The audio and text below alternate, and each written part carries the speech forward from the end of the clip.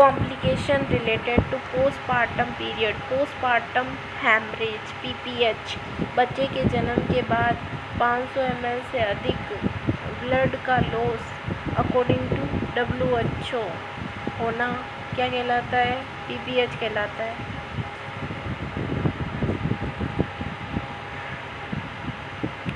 Clinically blood loss की कोई भी मात्रा जो माँ की जनरल कंडीशन को एडवर्सली प्रभावित करती है, पल्स रेट को बढ़ाना, बीपी को कम करना आदि को भी पीपीएच कहते हैं, यानी कि पोस्टपार्टम हेमरेज कहते हैं। Average amount of blood loss,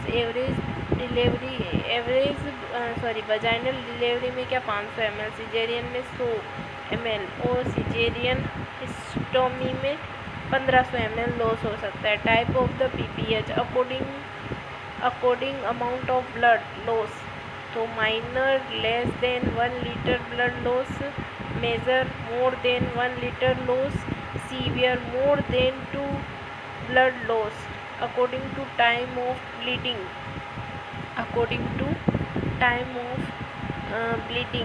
primary PPH और अर्ली पोस्टपार्टम हेमरेज, प्रसव के बाद पहले 6 घंटे में 500 ml से अधिक ब्लड का लॉस होना। Subtype, third stage haemorrhage, bleeding before placental expulsion, third stage haemorrhage, true postpartum haemorrhage, bleeding after placenta expulsion. Cause of the primary postpartum hemorrhage, 4 Ts of PPH, torn uterine atony, tissue trauma और located of in cervix या vagina, thrombosis. The most common cause of the due to uterine tone के loss होने से मुख्य कारण anaemia, multipara व uterus का ओवरडिसेंस होना,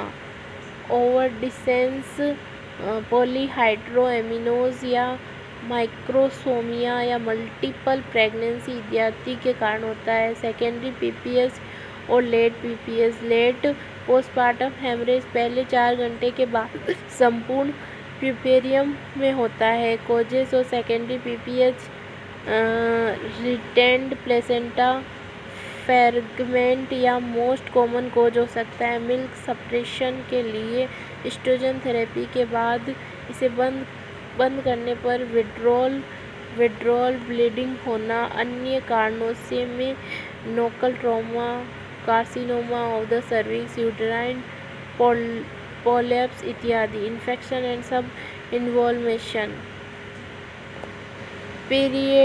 डिस्पोर्शन of factor, placenta praevia and abrasive placenta, management of the PPH, immediate management, यदि uterus atonic if feel soft and reward हो तो इसे कंट्रैक्ट करने हेतु स्मूथ सर्कुलर मोशन में हमें क्या करना है? मसाज करनी है।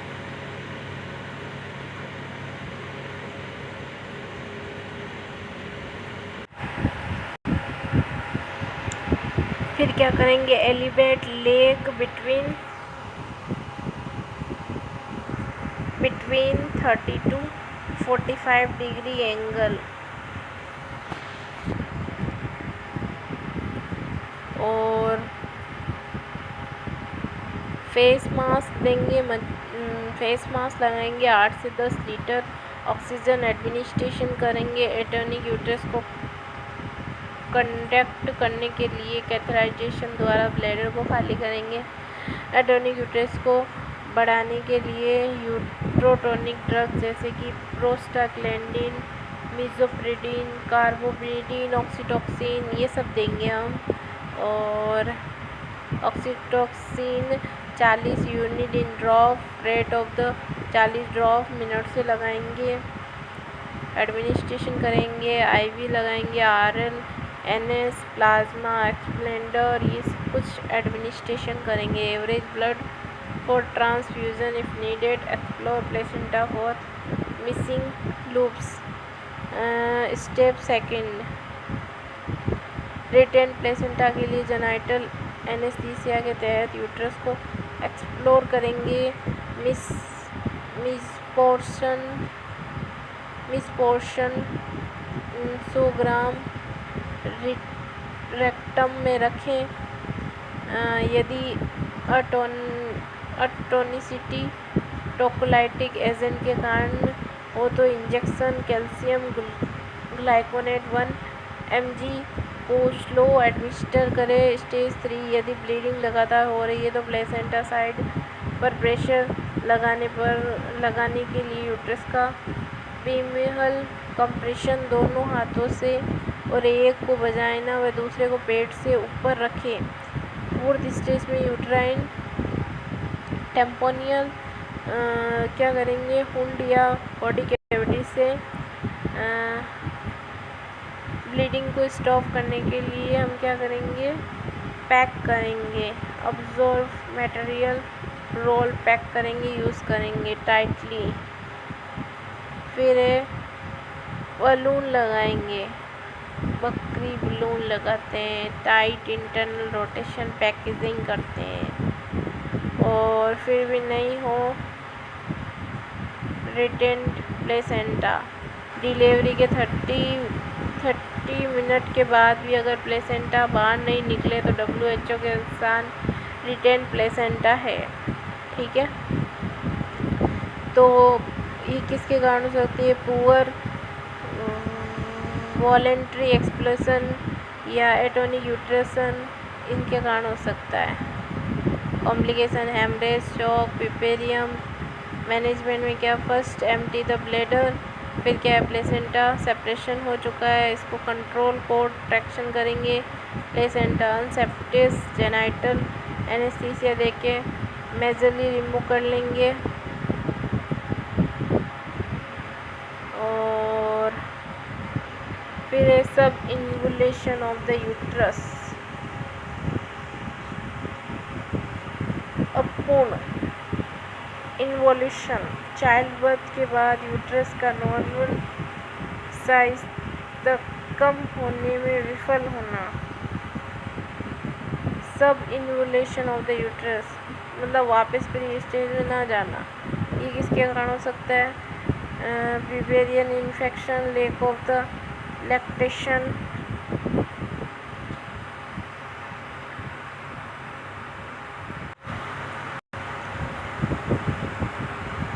सिजेरियन सेक्शन होना, या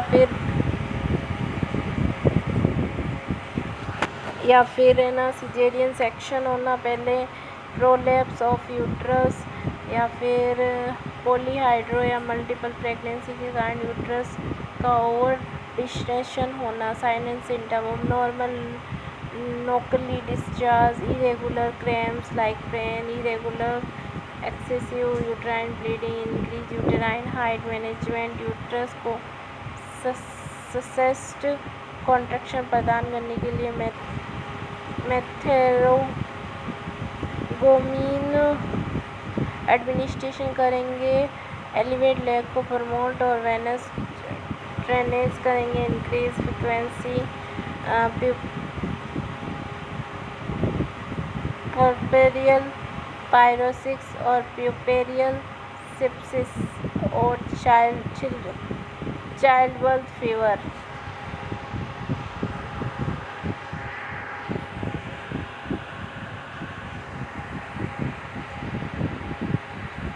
जेनाइटल ट्रैक्ट का कोई भी इन्फेक्शन जो प्रसव या गर्भपात के 6 वीक के बाद होता है, गर्भपात के 6 वीक के बाद होता है, पिपेरियम सेप्सिस कहलाता है।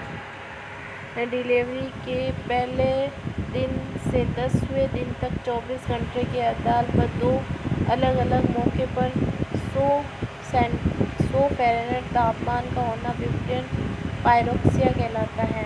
कोजेस, प्यूपेरियन सेप्सिस डिलीवरी के कॉम्प्लिकेशन के कारण या जेनाइटल ट्रैक्ट के संक्रमण से हो सकता है। लेबर के आरंभिक में वजाइना फ्लोरा में कुछ कॉमन्स माइक्रो ऑर्गेनिज्म मौजूद होते हैं जिसे ये बोलते हैं लेबर के आरंभ में वजाइना में होते हैं। यदि डिलीवरी एब्सिस कंडीशन की जाए तो हार्मलेस रहते हैं लेकिन सेप्टिक में होते हैं। यूटीआई हो सकता है, मेटासिस, इन्फ्लेमेशन या infection of the breast, septic pelvic हो सकता है। मैनेजमेंट क्या है? रोगी को आइसोलेट करें, कल्चरल सेंसिटिव रिकॉर्ड के लिए एंटीबायोटिक दें, आईवी इन्फ्यूजन द्वारा प्रत्येक कैलोरी में फ्लूइड को एडमिनिस्ट करें। Invasion of the uterus, labour की थर्ड स्टेज के दौरान होने वाली कंडीशन जिसमें यूट्रस अधिकांश या पूर्ण रूप से बाहर हो जाता है। इसमें फर्स्ट, सेकंड, थर्ड और fourth incomplete, complete, invasive uterine floss, total floss ऐसे होता है। कोजेज स्पॉन्टेनियस ही हो जाता है शॉर्ट कॉर्ड के कारण। Fundal attachment of placenta, locally atonic placental side, coughing, sneezing या ब्रीथिंग डाउन इफेक्ट के दौरान हो सकता है। ठीक है। फिजिशियन इंडिकेशन यूट्रन को खाली करने के लिए फुल फंडल प्रेशर का प्रयोग करें।